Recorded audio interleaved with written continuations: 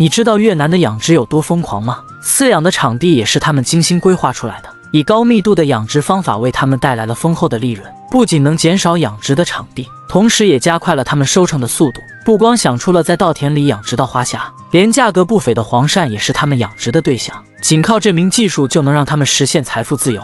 渔民为了发家致富，在田地附近建造了10几座长方形的小水池。正是这些不起眼的小水池是他们养殖黄鳝的场地。饲养池的占地面积5平方米还不到。为了能抓到池内的黄鳝，必须将上方的枯杆给收拾干净。不要小看这些枯杆，为黄鳝提供了很好的湿度和养分，同时也防止了太阳的暴晒，成为黄鳝很好的庇护伞。到了收成的季节，他们会将上方的枯杆收集拿走，在枯杆下方的淤泥便是黄鳝的藏身之地。刚抓上来的黄鳝身上沾满了乌黑的淤泥，必须用水进行冲洗干净。在饲养池的渔民正在忙碌着收集池内的黄鳝，将上方的淤泥扒拉开来。成群的黄鳝不断的到处乱钻，画面可能会引起部分人的不适。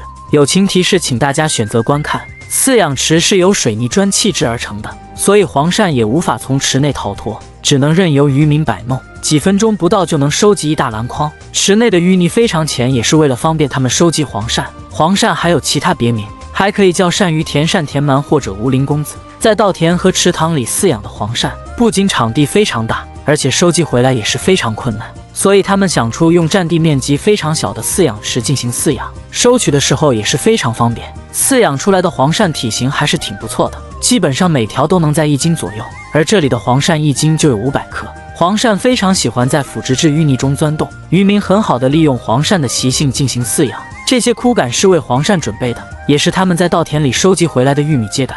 随着渔民不断的收集，池内的黄鳝不断的向着2个角落聚集，成堆的黄鳝互相纠缠在一起。这样的场景瞬间让人起了鸡皮疙瘩。正是这些让人有少许反感的生物是他们财富经济的来源。只有几平方米的饲养池，收集的工作很快就接近了尾声。整个淤泥的厚度不到10厘米，这也是为了方便他们收集黄鳝。为了呈现黄鳝的本有皮肤颜色，必须用清水将黄鳝身上乌黑的淤泥冲洗干净。清洗的工作交给2位年轻人。清洗后的黄鳝集中放在一起。第2个饲养池的收集工作正在忙碌的进行，就单一个饲养池的出肉量就达到了惊人的100斤以上。他们的工作分配也非常到位，收集、传递、清洗一条龙服务。虽然饲养的黄鳝比起野生的黄鳝要便宜一点，但价格也是非常不错的。按照1斤40块，一个饲养池就为他们提供了4000块以上的收入。由于黄鳝的钻洞能力非常强，成为了男人很好的补品。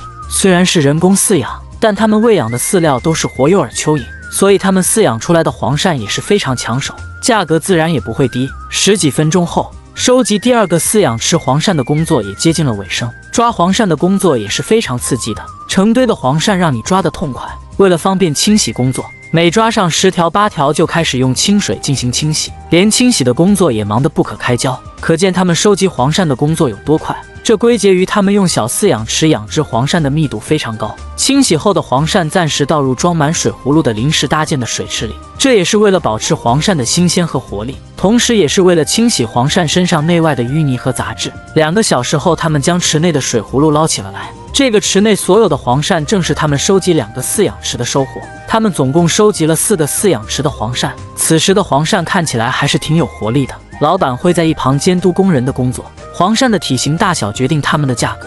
工人会进行挑选分装，随意一抓就能辨别黄鳝的体重。另外一个工人在池内用抄网进行打捞工作。半篮筐的黄鳝重量就达到了53斤。称重好的黄鳝倒入编织袋里进行打包，而挑选的工作是由收购商人员进行挑选的。收购的价格是由老板和收购商进行协定的。诚信互利让他们少走了销售的路径。老板娘也会在一旁监督工人的工作。虽然饲养的场地非常小，但他们的生意却能让人实现财富自由。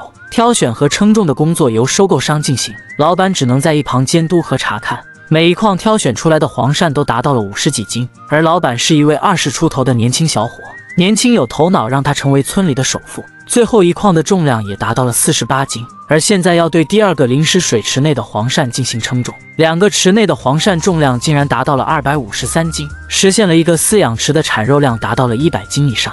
离开淤泥的黄鳝很快就会失去活力，所以他们尽快进行称重打包。称重后的黄鳝进行计算，老板和收购商会在一旁进行计算对照匹配，这一收成为他们带来不少的利润。好了，视频就到这里了。关注我，让世界更精彩。